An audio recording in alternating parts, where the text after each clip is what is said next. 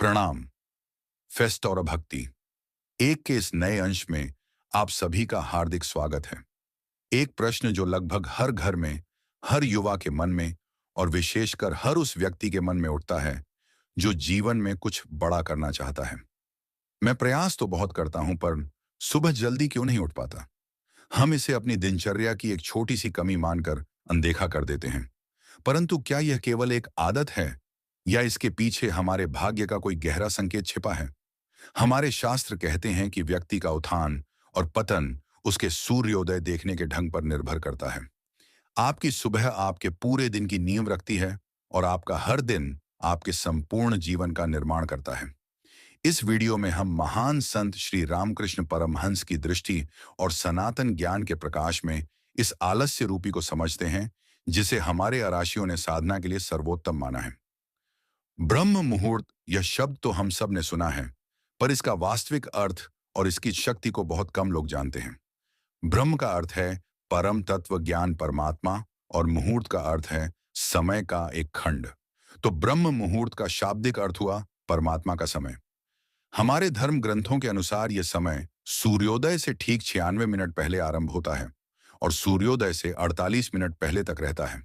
मोटे तौर पर कहें तो सुबह 4 बजे से 5:30 के बीच का समय। अब प्रश्न उठता है कि यही समय इतना विशेष क्यों है? क्या यह केवल एक अंधविश्वास है या इसके पीछे कोई गहरा विज्ञान है? देखिए, हमारा पूरा ब्रह्मांड त्रिगुणों पर आधारित है। सत्व, रजस और तमस। तमस गुण है जड़ता का, अंधकार का, आलस्य का। यह रात्रि में प्रबल होता है। रजस गुण है क्रिया का, चंचलता का, कामना का। यह दिन में प्रबल होता है जब हम सब अपने अपने कर्मों में व्यस्त होते हैं।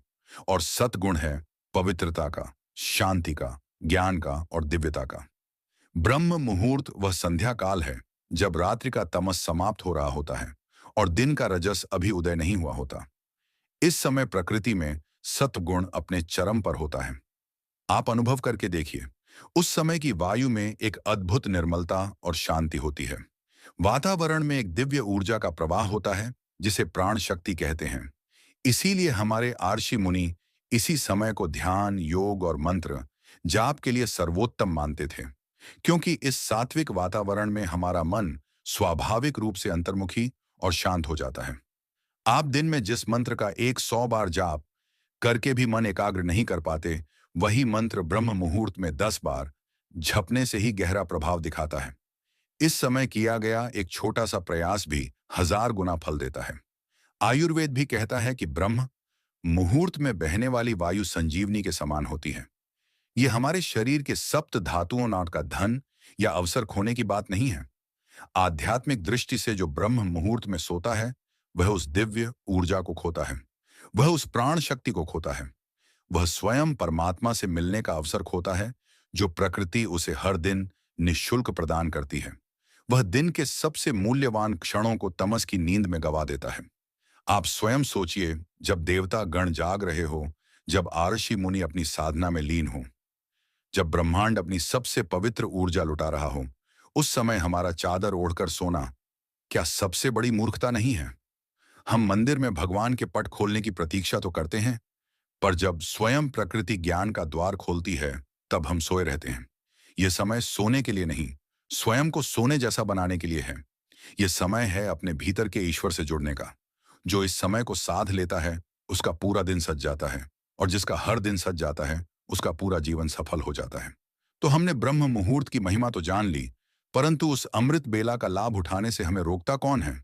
हमारा वो सबसे बड़ा, सबसे निकटतम और सबसे परिचित शत्रु आलस्य।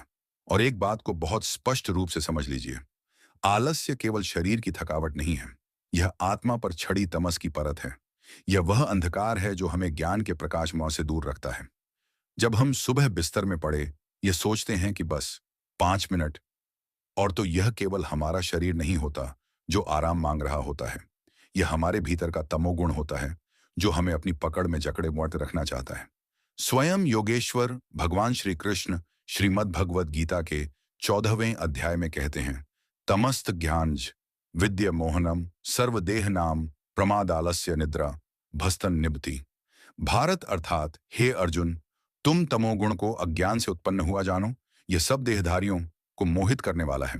और यह प्रमाद आलस्य और निद्रा के द्वारा आत्मा को बांधता है। इन तीन शब्दों पर ध्यान दीजिए।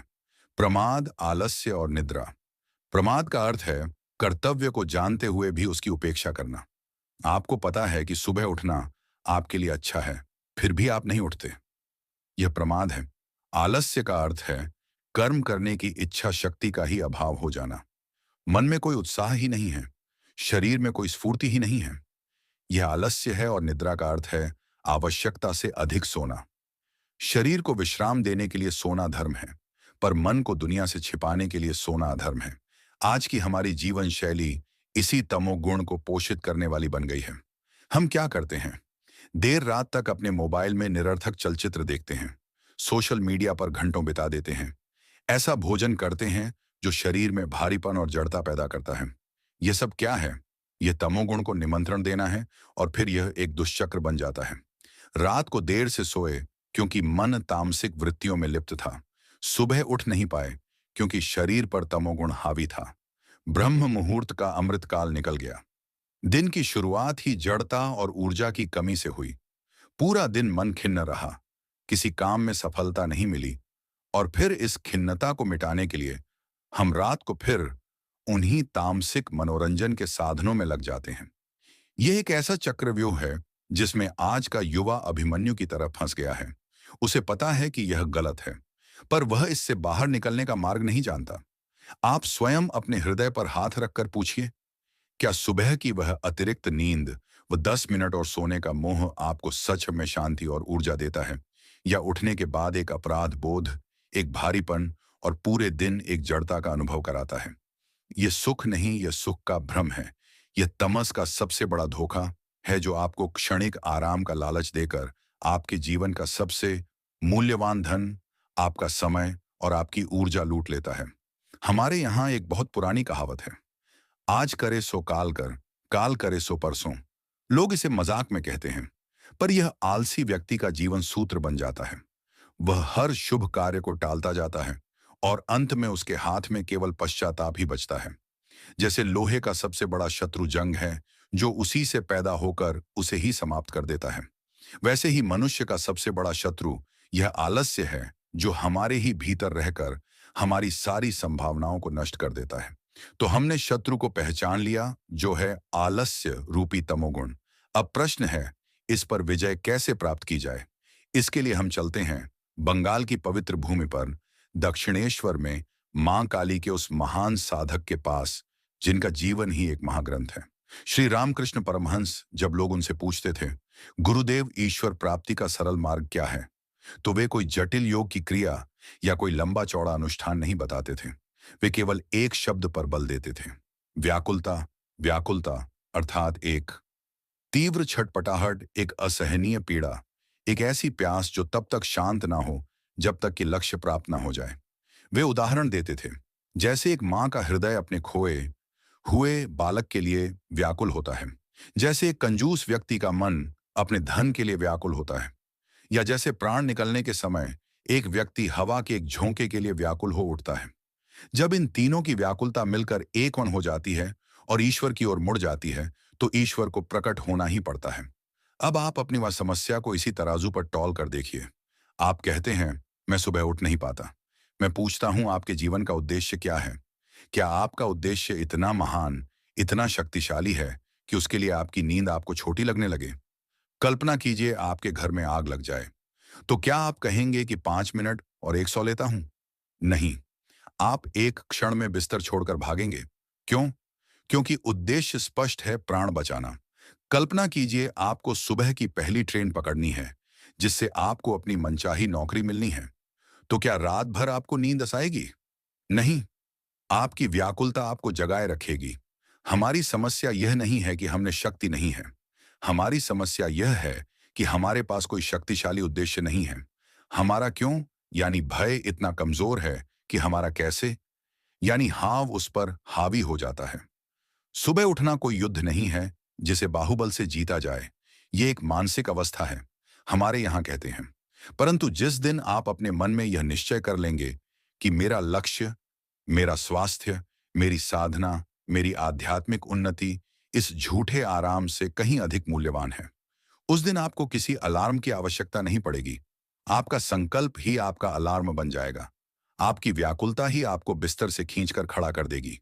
तो स्वयं से यह प्रश्न मत पूछिए कि मैं सुबह कैसे उठूं। स्वयं से यह पूछिए कि मैं किस लिए उठूं। मेरे जीवन का वह कौन सा महान उद्देश्य है जिसके लिए नींद का त्याग भी एक उत्सव लगे। क्या मुझे परमात्मा को पाना है?